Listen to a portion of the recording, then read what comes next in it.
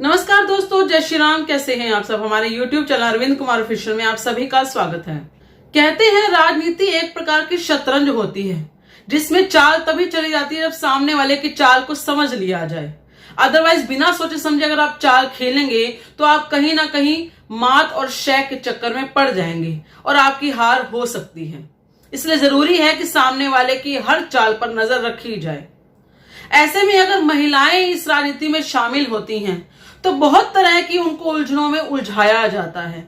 बहुत सी ऐसी प्लेसेस हैं या बहुत से ऐसे राजनीतिक दल हैं जहां पर अभी भी ये सोचा जाता है कि पुरुष प्रधान देश है या पुरुष प्रधान राजनीति है, जहां पर यह माना जाता है कि राजनीति में कोई महिला तो हो ही नहीं सकती और अगर कोई महिला बढ़ चढ़कर भाग ले तो उस महिला को हर तरह की चीजों का सामना करना पड़ता है। बल्कि ये कहूं कि उसके कैरेक्टर पर बात आ जाती है, उसे हर तरह के गलीच बातें भी कही जाती हैं, उसे धमकाया जाता है, उसके परिवार को धमकाया जाता है, उसे मारने तक की धमकियां दे दी जाती हैं।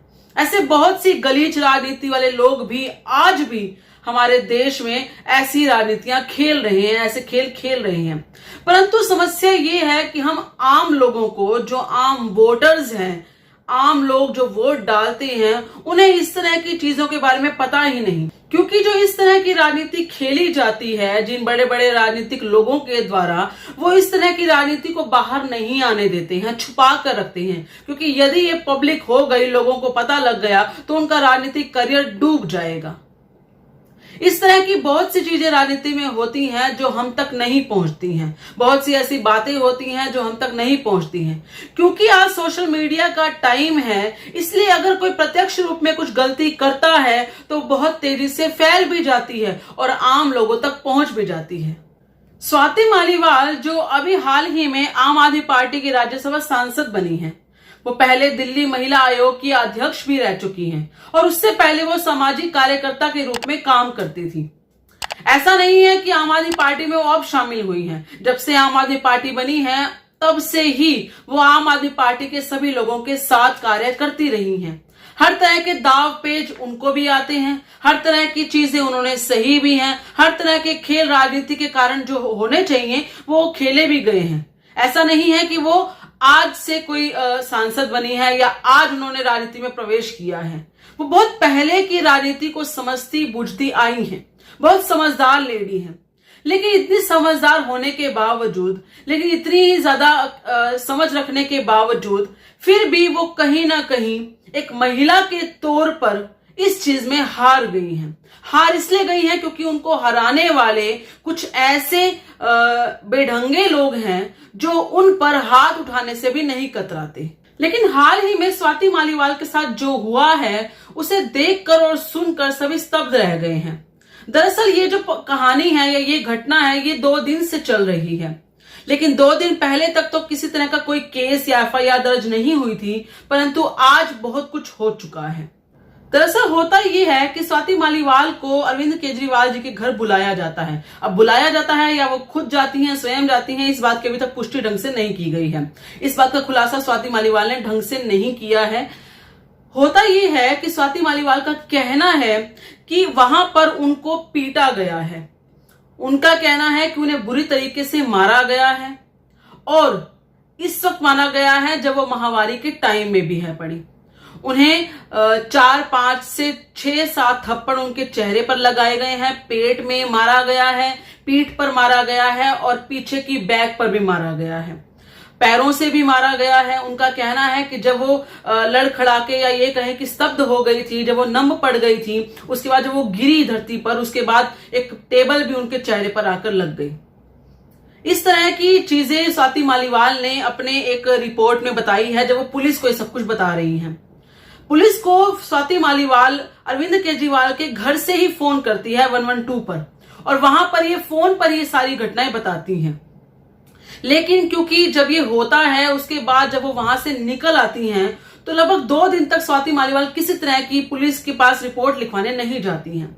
लेकिन 2 दिन के बाद जब एनसीडब्ल्यू की कुछ महिलाएं मिलकर इस बात को उठाती हैं और पुलिस को इसमें इंटरवेन करने की यानी कि इसमें दाखिल करने की कोशिश करती हैं कि आप जाके पता लगाइए और इसके ऊपर केस दायर कीजिए कि आखिर स्वाति मालीवाल 2 दिन से कहां गायब हैं, कुछ भी बता नहीं रही है, क्योंकि सोशल मीडिया पर किसी तरह की वो पोस्ट नहीं कर रही थी।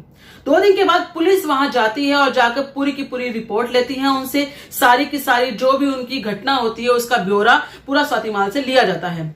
पुलिस का यह भी कहना है कि स्वाति मालीवाल जो है वो बहुत बुरी तरीके से गंभीर घायल भी हैं, यानी कि कहीं ना कहीं उन्हें चोटें आई हुई हैं, उनके जो शरीर है उस पर नील पड़े हुए हैं। अब जब इस तरह की जानकारी थोड़ी सी लीक होती है, बाहर आती है, रिपोर्ट्स वगैरह होती हैं, तो फिर उसके बाद हर तरीके से एफआईआर दर्ज करवाने के लिए स्वाति मालीवाल जी को बुलाया जाता है और आज स्वाति मालीवाल को दिल्ली कोर्ट में ले जाया जाता है और वहां जाकर उनकी सारी की सारा बयान मजिस्ट्रेट के सामने दिया जाता है। जो भी घटना जैसे भी हुई है, स्वाति मालीवाल सारी घटना बताती है। इस घटना के अंदर बहुत सी ऐसी चीजें हैं जिसे सुनकर हर कोई स्तब्ध रह जाएगा कि राजनीति के अंदर इस तरह के पहलू भी छुपाए जाते हैं, इस तरह की चीजें भी होती हैं। वहां पर सोचने की बात यह आती है कि अगर कोई महिला किसी तरीके से अपने बलबूते पर इस पोस्ट तक पहुंची है तो क्या उसको झुकाने की और डराने की कोशिश की जा रही है कि वो अपना पद छोड़ दे, या फिर वो इस पद को छोड़कर किसी तरीके से एक नॉर्मल जिंदगी जो वो पहले जी रही थी उस तरीके से जिए। इसके पीछे क्या कारण है ये अभी तक स्वाति मालीवाल ने पूरी तरीके से खुलकर नहीं बताया है, परंतु जो भी घटना वो हुई है उन्होंने पूरी अपनी मजिस्ट्रेट के सामने सारी की सारी बयानबाजी में वो लिखवाई है। ये इस प्रकार है, मैं आपको बताती हूँ।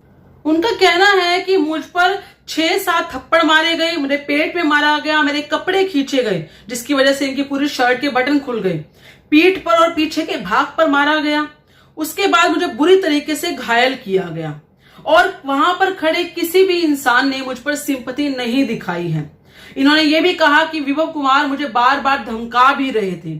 विभव कुमार का कहना था कि तू कैसे हमारी बात नहीं मानेगी, और अभद्र शब्दों का प्रयोग भी किया गया, यानी कि गाली गलौच भी की गई। तेरी औकात क्या है कि हमको ना कर दे, समझती क्या है खुद को नीच औरत। इस तरह की शब्दावली का भी प्रयोग किया गया विभव कुमार के द्वारा। विभव कुमार जो है वो अरविंद केजरीवाल के पीए हैं और ये मानिए कि सब तरह की रेख देख या जो भी कुछ करना होता है, हर तरह का मीडिया वगैरह जो भी संभालना होता है विभव कुमार ही संभालते हैं। तो वही बाहर आए थे जो स्वाति मालीवाल से बात कर रहे थे, वही बाहर आए थे जो स्वाति मालीवाल को हर तरीके से समझाने की कोशिश कर रहे थे, या ये कहें स्वाति मालीवाल से इस तरह की बातचीत, और जो स्वाति मालीवाल ने इस तरह की घटना के बारे में जो आरोप लगाए हैं वो विभव कुमार के ऊपर ही लगाए हैं कि उन्होंने ही हर तरीके से पीटा है ये। और स्वाति मालीवाल ये भी कहते हैं कि जब मुझे इस तरह से पीटा जा रहा था तो मैं नीचे गिर गई, नीचे गिरने के बाद वो सारा जो वहां पे मेज पड़ी हुई थी, टेबल पड़ी हुई थी, वो मेरे सीधा सिर पर लगी जिसकी वजह से मुझे सिर पर भी चोट आई है।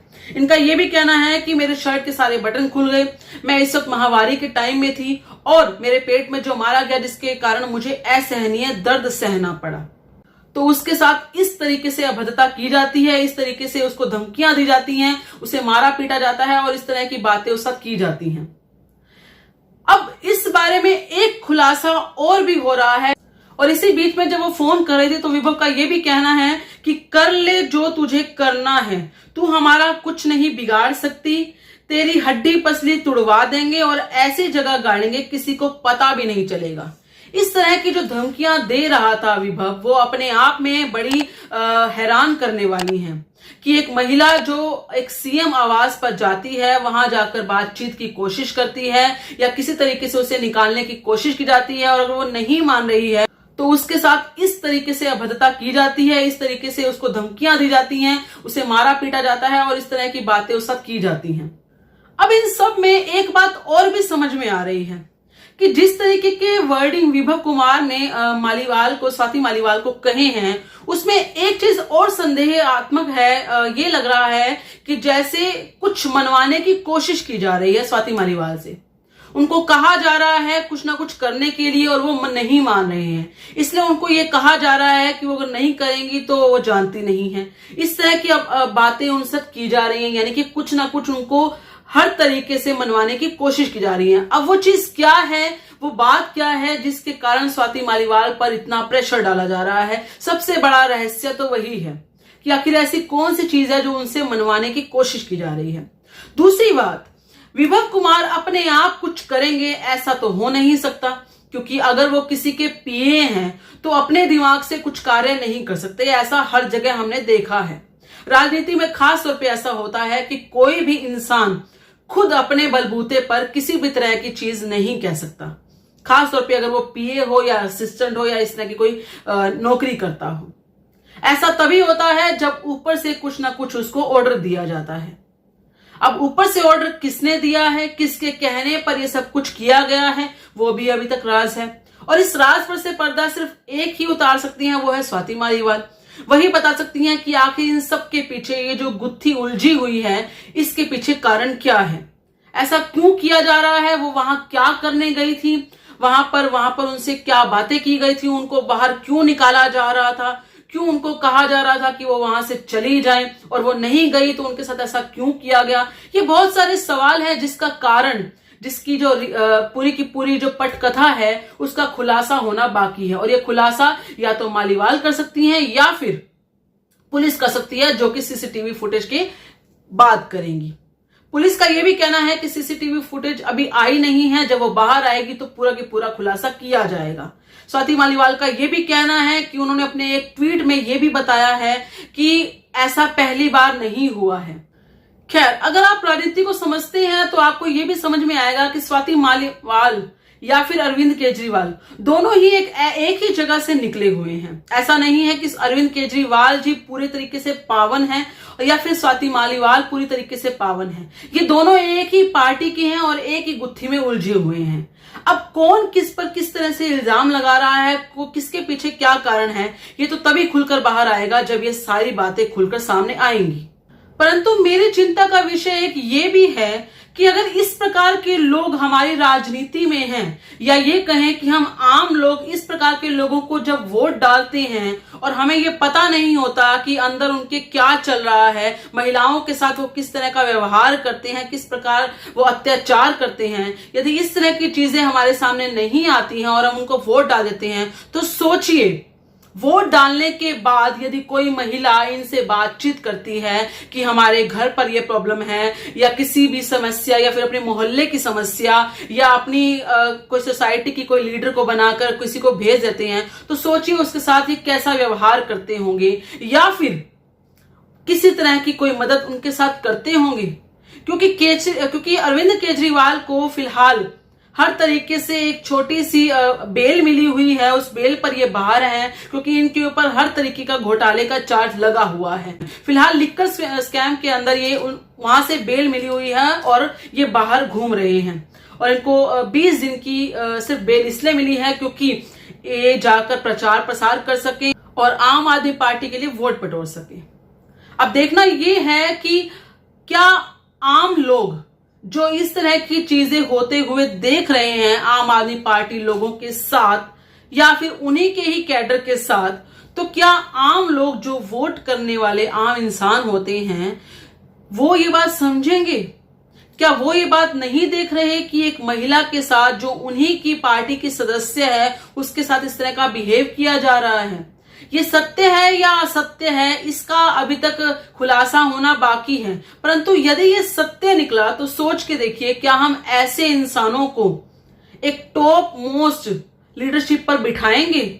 क्या दिल्ली की सीट पर दिल्ली का सीएम ऐसे इंसान को बनाना उचित होगा जो अपनी ही पार्टी की महिला का सम्मान नहीं कर सकते, उन्हें ही घर से निकालने की कोशिश करते हैं, या फिर उन्हीं के साथ हर तरह की बदतमीजी करने की कोशिश करते हैं? क्योंकि कुछ भी हो, मान लिया कि एक पीए ने इस तरह की अभद्रतापूर्वक व्यवहार उस स्वाति मालीवाल के साथ किया, परंतु ऐसा तो नहीं है कि इस पीए ने, इस विभव कुमार ने अपने आप ये सब कुछ किया होगा।